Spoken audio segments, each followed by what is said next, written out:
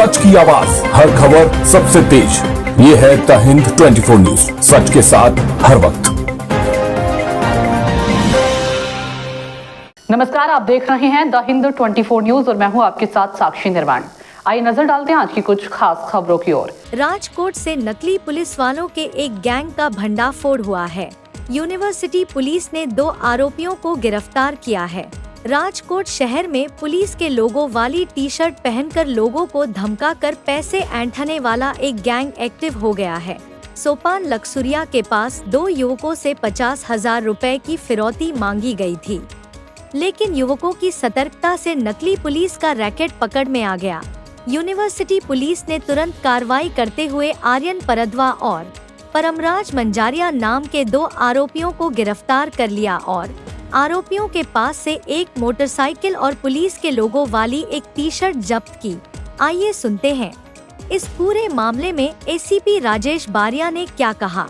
फिलहाल पुलिस ने आरोपियों के खिलाफ केस दर्ज कर लिया है और आगे की जांच कर रही है। यह भी जांच शुरू कर दी गई है कि क्या इस गैंग ने किसी और के साथ भी ठगी की है।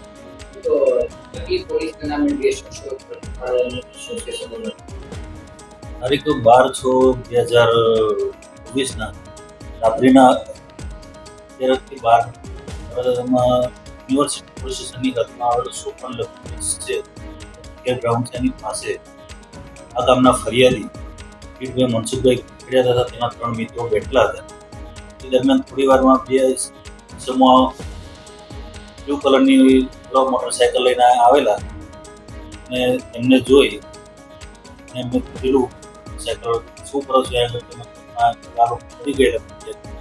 ભાગવા લાગેલો। આ કામના ફરિયાદી જે છે પીઠભાઈ તેઓના 2 ઈસમો પકડી લીધેલા, તેમાંથી એક ઈસમે પોલીસના લોગોવાળું શર્ટ પહેરેલું હતું। ત્યારબાદ બંને ઈસમોએ આને જણાવ્યું કે હું માલવીય પોલીસમાંથી આવું છું, તમે શું કરતા હતા, તારા મિત્રોને બોલાવો તો તને માર મારવામાં આવશે ને જો તું તારી મોટરસાયકલ પણ અમે જમા કરી દઈશું, કરી લઈશું અને પોલીસ સ્ટેશન લઈ જઈને તારા માર ના પડે તો 50,000 આપવા પડે એવી વાત જણાવેલી, જેથી ફરિયાદી ડરી ગયેલો। થોડી વાર બાદ એના મિત્ર આવી જતા એના મિત્ર જણાવ્યું કે તમે કોણ છો, એમને એમની ઓળખ આપેલી કે હું આજે આંજલિયા। ત્યારબાદ એનો મિત્ર જે નરેશભાઈ છે તો એમને સવાલ કરેલો કે માલવીયા પોલીસ છે તો તમે યુનિવર્સિટી પોલીસ સ્ટેશનની અંદર શું કરો, તમારી ઓળખ આપો, તમારો એકડ બતાવો, તેથી આ લોકો એને ભાગી ગયા। ત્યારબાદ આ ફરિયાદીએ યુનિવર્સિટી પોલીસ સ્ટેશન ખાતે જઈ બીએનએસ કલમ 204, 205, 306, 62 મુજબની ફરિયાદ આપેલી। ફરિયાદના આધારે યુનિવર્સિટી પોલીસ સ્ટેશને ગુનો નોંધી હાલના જે નકલી પોલીસ જે રાજ્ય સેવકની ખોટી ઓળખ આપેલી એવા આર્યન ધીરજલાલ ફળદુ તેમજ પરમરાજ દિલીપભાઈ માજરે બેની ધરપકડ કરેલી છે અને કાયદેસરની કાર્યવાહી। હાલ તો ગુનાની તપાસ ચાલુ છે, પણ હાલ સુધી અગાઉ કોઈ ગુનાહિત કેસ જાણવા મળે